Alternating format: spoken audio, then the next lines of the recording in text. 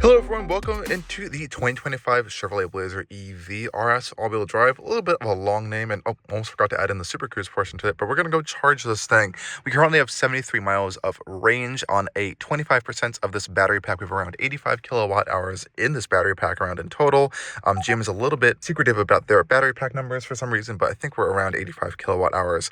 So let's go find a charger. So we can go over to our absolutely massive display over here, and they make it pretty easy for you. You have a dedicated charging section right here. We also have some vehicle status screens that show us our energy efficiency, energy usage, and we also have our energy info when it comes to preheating, fast charge wrap, and climate. So when we use our built-in Google navigation system, which we kind of have to use, otherwise we can use Waze, we can kind of integrate that fast charging prep into this session here. So let's find a suitable charger for us over here. We have a pretty nice list of some nearby chargers. You can have favorites, routes, and a whole bunch of other stuff here. We can even see our charge time over here. So we can set our charge target. So we have at 100%, we can set it to 90%. At 100%, it's estimating 298 miles of range, which is pretty good actually. We drop it down to around 80% for like a daily usage level. We're using 238 miles. I might set it to 85 for this charge target right now. We might not even charge to that high, but 253 miles is, I think, okay.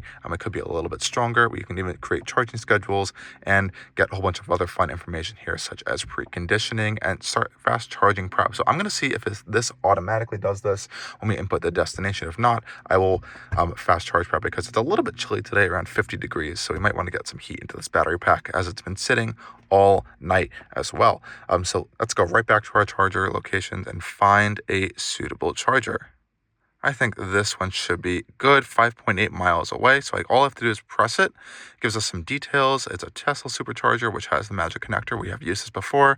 Might as well favorite as well. It will even show us the connectors at the station. So it confirms that we have CCS and the North American Charging Standard ports there. So pretty good, 250 kilowatt speeds at this particular station, though this car can charge up to around 190 kilowatts. Oh, this is really cool. It's even trying to pull some photos from the stations. We see a Cybertruck there.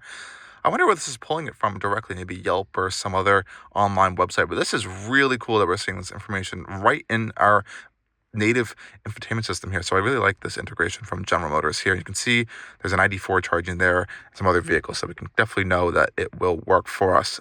So let's go back to it since we just favored it. Press start, and then it'll launch our navigation here. So it's going to show that we have a very fast charger here, which is great to see.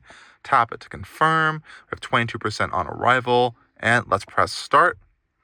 And we should head off onto our trip now. And look at that. Get ready for fast charging prep. It is doing it itself already automatically. So when we inputted that destination, it's already fast charge prepping this battery. So let's go head off and get to our destination. So we have 25%, 73 miles right now.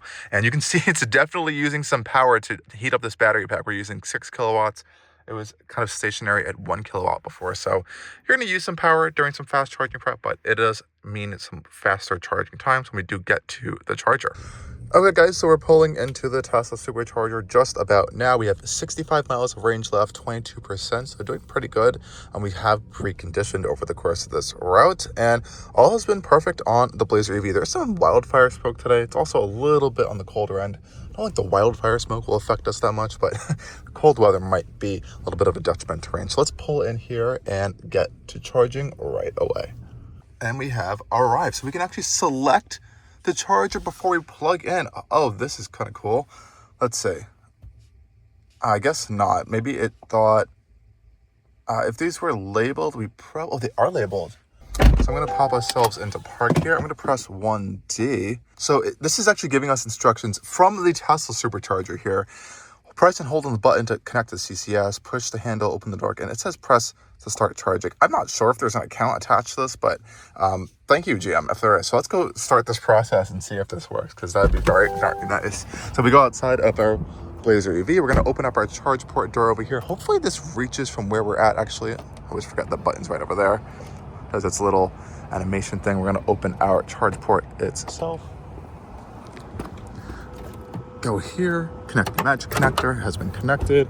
I don't think it's going to reach from here, so we're going to have to go a little bit closer to charge the Blazer EV for right now. So let's try this again, guys. We'll go to 1D. Let's go plug it in. We did move significantly closer this time, so hopefully this works. Open our charge port door here.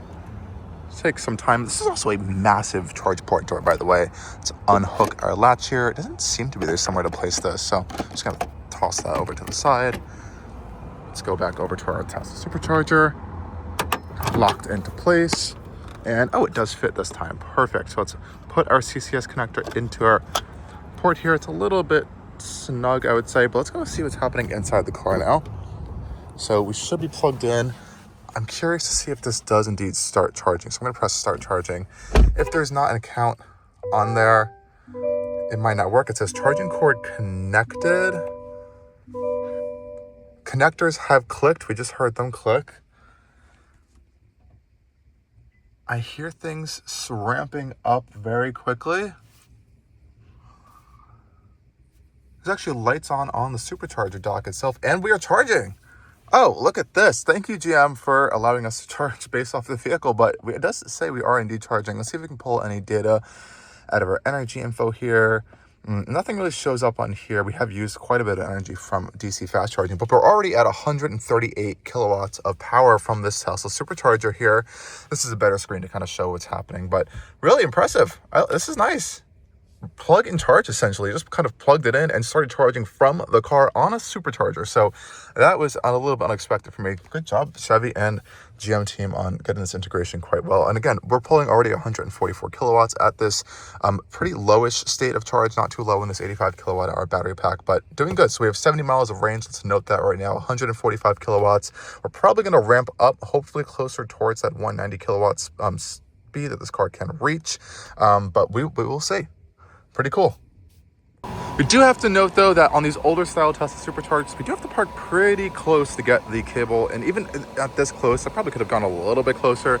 It's still pretty tightly stretched, though. Nonetheless, this has been a seamless charging experience with the Blazer EV. Really, really happy that GM is integrating these plug-to-charge style features, paying through the infotainment screen, even on Tesla Superchargers. So really, really impressed here. And while we are sitting here waiting charging, we're already at 157 miles. It's been going pretty quick, pulling around 155 kilowatts out of this Tesla Supercharger. This is a pretty full supercharger station other than these two open slots. Everything down there for a few rows is filled up. But check out this screen over here. This is where we can set our charge targets. So we're currently set to 85%, but we are getting a little bit more fun information here, such as checking out our ready time at this particular charge target. We're also seeing our current speed in miles per hour, but as well as our current live range and how far that's going up. I always like to see the kilowatt speed, so thankfully that still shows up here on our digital cluster up here. But this is a pretty nice screen to see as well. And there's a whole bunch of other fun screens to kind of go through the entire infotainment system. And this is pretty nice. So when you're connected with the Chevy app, which GM has connected with us on this particular one, we can see we have all of these different available networks that we can kind of access and sign into on the car. So when you go plug in, it's charged up and ready to go. You can just pay for charging in here. And we finally have plug to charge beta on EV Go, Flow, and EV Connect. It's still waiting for Tesla Superchargers and ChargePoint for full plug and charge, but that means where you just plug it in, don't have to touch anything, and it just automatically should start charging.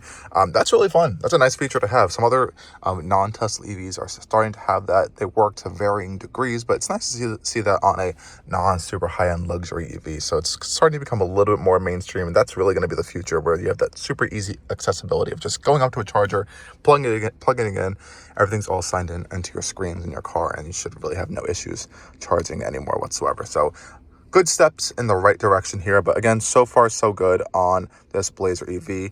Still pulling strong numbers. We're probably not going to charge to full 85%. We'll probably get to around 65, maybe 70%, but I just wanted to test to see how this thing can charge in the first place, and not bad so far. I wish the speeds could be a little bit higher. You know, a lot of other competitors are either having 800 volt architectures or just generally higher charging speeds. Like this Tesla charger can go up to around 250 kilowatts.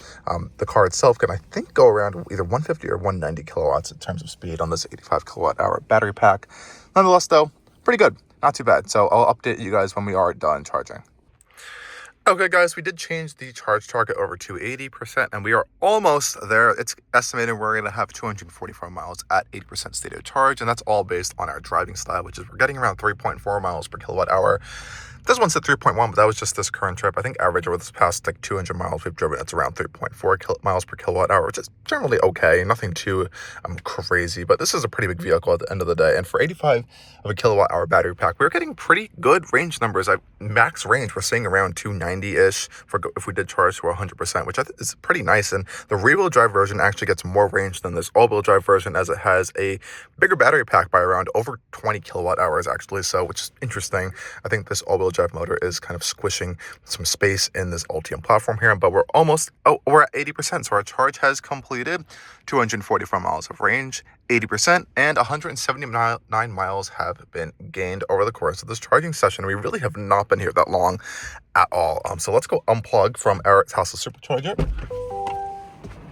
It already unlocked the chargers, which I did here actually. So all I have to do is press this button here. It should disconnect easily. Pop this back into the supercharger itself. We'll plug in our port over here on the Blazer, and we'll close the charge port door up.